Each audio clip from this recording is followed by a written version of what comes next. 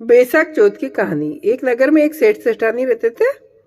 उनके एक बेटा बहू थे। बहू बर्तन साफ कर पानी डालने नीचे जाती तो पड़ोसन पूछती, आज खाने में क्या खाया? वो कहती, बासी कुर्सी तरबासी। एक दिन जब वह बर्तन साफ कर पानी फेंकने गई तो रोजाना की तरह पड़ोसन ने पूछा, आज खाने में क्या खाया? तो उसने वही रोज वाला जवाब दिया, बासी कुर्सी तरबासी। उस दिन सेठ के बेटे ने उसकी बात सुन ली और मन ही मन सोचने लगा, अभी तो ये गरम गरम खाना खा के आई है, फिर ये पड़ोसन को बासी कुर्सी क्यों बता रही है? दूसरे दिन अपनी माँ से कहा, खीर खांड का भोजन बनवाया। माँ व बेटा बहू साथ बैठकर प्रसन्नता से भोजन किया। बहू बर्तन साफ कर पानी डालने नीचे गई तो पीछे पीछे उसका पति भी गया। आज भी हमेशा की तरह पड़ोसन ने पूछा, आज क्या खाया? तो वह रोज वाला जवाब दिया, बासी कुर्सी तरबासी। तो उसके पति को बहुत गुस्सा आया।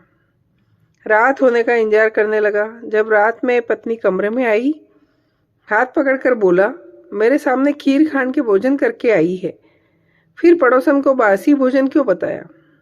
तब वह मुस्कुरा कर बोली, यह आपके पूर्वजों की कमाई है।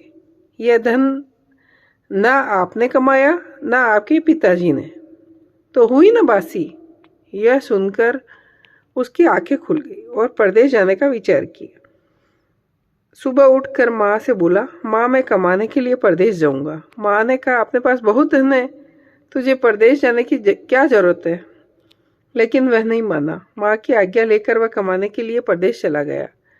वहाँ उसको एक सेठ के यहाँ नौकरी मिल गई। कुछ समय में ही उसने सारा कामकाज संभाल लिया। सेठ का विश्वास पात्र बन गया। सेठ अपना सारा कारोबार उसे सौंपकर तीर्थ यात्रा पर चला गया। इधर सास ने बहू से कह रखा था कि परिंदे का पानी और चूल्हे की आग कभी मत बुझने देना, परंतु एक दिन चूल्हे की आग बुझ गई। बहू पड़ोसन के घर अग्नि लेने गई। उसने देखा कि पड़ोसन की औरतें वैसाख की चौथ माता की पूजा कर रही है। उसने पूछा, आप किस का पूजन कर रहे हो और इस पूजा करने से क्या फल मिलता है? तब पड़ोसन ने कहा, चौथ माता का व्रत है। इस व्रत को करने से स्त्रियों में अखंड सौभाग्य, उत्तम रूप, सुख, गुणवान संतान तथा बिछड़े का मिलन होता है। तब उसने बताया, मेरे पति परदेश गए, मैं भी चौथ माता का व्रत करना चाहती हूँ, पर मेरी सास मुझे घर से बाहर नहीं निकलने देती, तो मुझे कैसे पता चलेगा कि चौथ का व्रत कब आएगा? तब पड़ोसन ने कहा, तुम रोजाना एक डिबिया में एक दाना गेहूं का रखती जाना, जब 30 हो जावे तब उस दिन चौथ माता का व्रत रखना और शाम को चौथ विनायक की पूजन करना, चंद्रमा को अर्घ देना, फिर खाना खा लेना। साहूकार की बहू पड़ोसन के कहे अनुसार व्रत करते समय बहुत समय बीत गया। चौथ माता ने सोचा, यदि इसकी नहीं सुनी तो मुझे कौन मानेगा? तब चौथ माता ने साहूकार के बेटे को सपने में कहा कि साहूकार का बेटा सो रहा है कि जागा है? तो उसने कहा, न सो रहा हूँ न जागा हूँ, चिंता में हूँ। इस पर चौथ माता ने कहा, चिंता छोड़, घर जा, तेरे परिवार को संभाल। तब साहूकार के बेटे ने कहा, मेरा कारोबार बहुत फैला है। तब चौथ माता बोली, सुबह उठकर स्नान ध्यान से निर्वित हो दुकान जाकर चौथ माता के नाम का घी का दीपक जलाकर बैठ जाना। जिसको लेना है वो ले जाएगा, जिसको देना है दे जाएगा। सुबह उसने वैसा ही किया। देखते ही देखते हिसाब हो गया। उसने घर जाने की तैयारी की।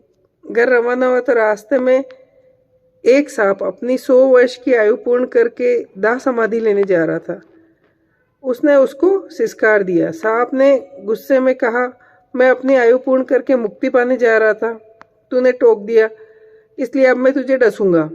इस पर साहूकार के बेटे ने कहा, मैं 12 वर्ष बाद अपने घर जा रहा हूँ, अपनी माँ पत्नी से मिलूंगा, तब डस लेना। तब सांप बोला, तू घर जाकर पलंग पर सो जाना। तब उसने कहा कि अपनी पत्नी की चोटी लटका दूंगा, उस पर चढ़कर डस लेना। घर पहुंचा तो उदास था। बेटा कुछ बोला नहीं, लेकिन उसकी पत्नी समझ गई। सब बात पता करके कमरे की एक सीढ़ी पे दूध, दूसरी पे चूरमा, तीसरी पे बालू, रेत, इत्र, फूल आदि रखकर चौथ माता से प्रार्थना की, हे चौथ माता, मेरे पति के प्राणों की रक्षा करना। अर्धरात्रि में सांप आया, दूध पिया, चूरमे व बालू में किलोल कराकर बोला, साधु की बेटे की बहू, सुख तो बहुत दिया पर वचनों का बंधा हूँ, डसूंगा। तब चौथ विनायक जी ने सोचा इसकी रक्षा तो करनी चाहिए। तब चौथ माता तलवार बनी, विनायक जी ढाल बने और सांप के टुकड़े टुकड़े हो गए। सांप की पूंछ का टुकड़ा उसकी जूती में जाकर गिर गया। सांप ने सोचा डसूंगा तो जरूर। उसकी पत्नी रोज कीड़ी को आटा डालती थी। तब सब चींटियों ने उसकी पूंछ को खोखला कर दिया। साहूकार के बेटे को नींद नहीं आ रही थी। वह अपनी पत्नी के साथ चौपड़ पासा खेलने लगा। सुबह देर तक जब बेटे बहू नहीं उठे, साहूकारनी जगाने गई तो सीढ़ियों पर खून ही खून देखकर जोर जोर से रोने लगी कि मेरे बेटे बहू को तो किसी ने मार दिया। रोने की आवाज से बेटे बहू उठे। बेटे ने कहा, माँ हमारा बेरी दुश्मन मरा है, यहाँ सफाई करवाओ तब हम बाहर आवे। माँ ने वहाँ की सफाई करवाई। बेटा बहू नीचे आए। बेटे ने पूछा, मेरे पीछे से किसी ने कोई धर्म पुण्य किया क्या? तो बहू ने कहा, हामी भरी। सास बोली, तू 4 समय तो खाना खाती थी, तूने क्या धर्म किया? तब बहू बोली, मैं चौथ विनायक जी का व्रत करती थी। 1 समय का खाना पानी वाली को देती, दूसरी बार का गाय के बछड़े को, तीसरी बार का जमीन में गाड़ देती और चौथी बार का चांद को अर्घ देके खा लेती। मैंने बनिए की दुकान से पूजा का सामान मंगवा कर उसका हिसाब कर देना। सास ने पानी वाली से पूछा। उसने कहा, महीने की हर चौथ को मुझे खाना देती थी। बछड़े के मुंह से फूल गिरने लगे। जमीन में खोदा तो सोने के चक्र मिले। बनिए से पूछा तो उसने अपना हिसाब बताया। फिर बहू ने कहा, जब बैसाख की चौथ का उद्यापन करना है। सास बहू ने चौथ माता का उद्यापन धूमधाम से किया और सारी नगरी में कहलवा दिया कि सब कोई चौथ माता का व्रत करना। साल की 13 चौथ करना, 13 नहीं तो 4 करना, 4 नहीं तो 2 चौथ माता के व्रत अवश्य करना।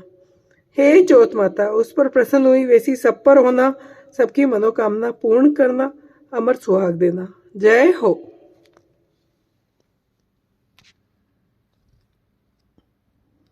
बैसाख चौथ की कहानी। एक नगर में एक सेठ सेठानी रहते थे।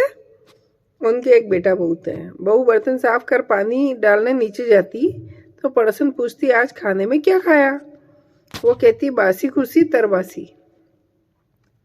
एक दिन जब वह बर्तन साफ कर पानी फेंकने गई तो रोजाना की तरह पड़ोसन ने पूछा, आज खाने में क्या खाया? तो उसने वही रोज वाला जवाब दिया, बासी कुर्सी तरबासी। उस दिन सेठ के बेटे ने उसकी बात सुन ली और मन ही मन सोचने लगा,